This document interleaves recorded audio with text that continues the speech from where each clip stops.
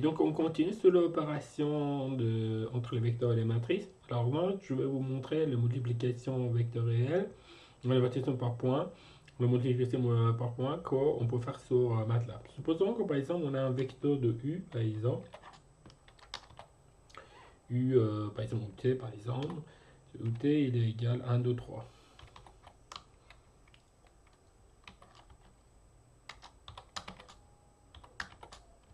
Donc, voilà, c'est un vecteur de première ligne et 3 colonnes. On peut avoir donc un autre vecteur de U, par exemple, que ça doit être par exemple 3, 4 et 5. Vous voyez, donc là, c'est un vecteur de 3 fois 1, c'est 1 fois 3. Donc on a la possibilité de multiplier le premier en deuxième. Donc je vais écouter. Donc, on va avoir 1 fois 3, 3 fois 3. Alors je vais commencer par U, multiplié par UT. Alors si vous faites ça, normalement, MATLAB, il va vous calculer U fois UT. Le U c'est 3, 4, 5.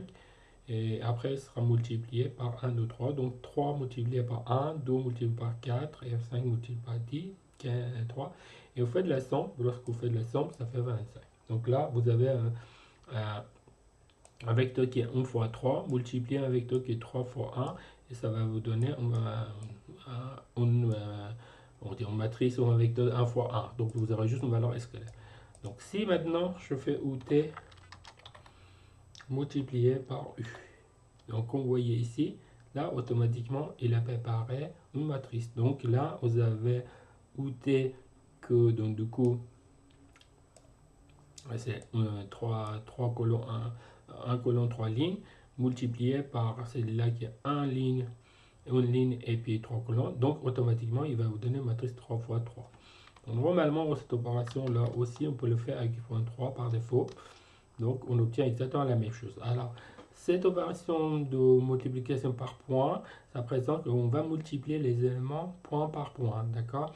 Et alors, dans cet exemple, comme vous voyez, j'ai pas ajouté ou j'ai ajouté, de toute façon, le résultat, il n'a pas vraiment changé. Parce que MATLAB, il a bien compris qu'il s'agit de ça, mais certains cas, on a besoin d'utiliser ça, en fait, ces commandes-là. On va regarder des exemples concrets là-dessus ensemble et on verra bien ce qui va se passer lorsqu'on arrive sur ce type de situation. Alors, supposons que je fais un exemple. Alors, donc, avant qu'on arrive à ça, j'aimerais bien vous montrer la multiplication point par point. Supposons que vous avez une matrice de A, une matrice de 1, par exemple 2, et après 3, par exemple 4. Ok, donc c'est sa matrice A. Je présente la matrice de B. Donc, matrice de B, je lui dis par exemple 1, 0, et après 0 et 1. Et donc voilà, ça c'est la matrice de A, c'est la matrice de B. Après, je dis matrice de C, il est égal à A fois B, donc je multiplie. Donc lorsque je fais multiplication, donc je prends la matrice de A qui est ici, je multiplie par la matrice de B. Donc chaque élément il est multiplié, donc 1 est multiplié par 1, 2 multiplié par 0, et après on fait la somme, on obtient la réponse. 1 multiplié par 2, etc. Et vous pouvez calculer. Si je fais multiplication par point, donc vous allez voir que le résultat n'est pas identique. Donc ce qui montre en fait ici, c'est quoi? C'est qu'en fait, il a pris chaque élément à l'intérieur de A, il a multiplié par élément qui correspond à exactement les mêmes lignes, les mêmes colonnes, et il donne la réponse à la position qu'il le faut. Donc j'ai pris 1 fois 1, et il me donne le 1 ici. J'ai ici 2 multiplié par 0, ça me donne 0. Si je prends 3 multiplié par 0, ça me donne 0. Et j'ai ici 4, 4 multiplié par 1, ça me donne 4. Donc ça c'est multiplié par 1 par point. Ça veut dire qu'on prend chaque élément à l'intérieur de la matrice. Donc on multiplie par l'élément correspondant, on le met à la place. Donc ça, c'est pas une multiplication de matrice que vous avez connue auparavant. Ça, c'est une multiplication qu'on dit dans le MATLAB, multiplication point par point. Donc chaque élément dans la matrice est multiplié par un autre. Donc ça n'a rien à voir avec la multiplication qu'on a fait, la matrice de C qu'on a obtenue. Donc c'est une vraie multiplication de A fois B. Et là, c'est multiplication par point. Donc il faut un peu faire attention à ces aspects-là. Donc vous allez voir qu'aussi, il y a pas mal d'applications là-dessus. Hein. Par exemple, supposons que j'ai un vecteur de, par exemple, U que je vous ai défini ici. Par exemple, ce vecteur U. Donc je fais entrer, et donc, voilà, c'est la variable de U. Et donc après, si je dis U au carré, d'accord? Donc vous voyez, donc en fait,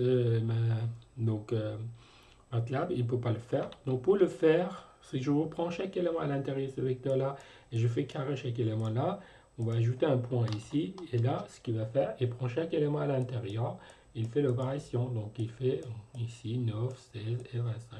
Donc ça, c'est intéressant. Alors, pourquoi c'est intéressant? Parce que souvent, lorsqu'on va dessiner les courbes, etc., on travaille avec une série de vecteurs, etc. Et les fonctions qui vont avec, ils doivent suivre. Ça veut dire quoi? Par exemple, si je dis par exemple un x qui est entre 0 jusqu'à pi, mais je donne un pi divisé par 10, pi. Donc je vais préparer une série de valeurs de x qui commence par 0 jusqu'à pi avec un intervalle de pi divisé par 10. Bien évidemment, vous avez ces valeurs-là. Vous voyez ici. Et après, je vais calculer en fonction y, d'accord? Donc y, par exemple, je dis sinus x, d'accord? Je le fais ici. Donc je calcule les valeurs, d'accord? Mais si par exemple, je vais dire que je vais calculer, par exemple, y, mais sinus carré de x, par exemple, je vais calculer. Si je fais ça, donc du coup, là, MATLAB, il n'arrive pas à calculer. Hein, donc, alors il y a un problème syntaxe. Si je dis sinus x multiplié par sinus x, alors pour certains cas, ils sont possibles, qui sera calculé. Là, il n'avait pas calculé. Donc là, ce qu'on peut dire ici, on dit OK, sinus x, donc du coup, point /do, et là, il va calculer la valeur de sinus x carré. Donc du coup, en fait, il calcule la sinus x de chaque élément, et après, il fait le carré. Et donc, vous avez la possibilité de dessiner, par exemple, la courbe de y égale sinus de x, sinus x carré, on peut l'afficher. Donc, ce sont des choses qui vont vraiment, qu'on doit faire attention là-dessus. Si vous avez juste une fonction sinus x, MATLAB, par défaut, il comprend chaque valeur x, il met dedans. Mais lorsque vous faites des opérations là-dessus, là, il ne le comprend pas très bien. Donc là, ici, il y avait un problème syntaxe. OK. Là, ici, si vous voulez faire, par exemple, sinus au carré, à la place d'écrire juste ce symbole-là, il faut ajouter un point aussi. Donc, ça fait sinus de x. Et donc, vous aurez la courbe sur lesquels vous pouvez un peu travailler. Enfin, vous aurez les détails et après vous pouvez travailler avec. Donc ça, on va vous expliquer un peu comment on peut dessiner les cours par la suite, mais dans les prochaines vidéos, je vais vous montrer en fait comment on peut préparer les fonctions avec MATLAB.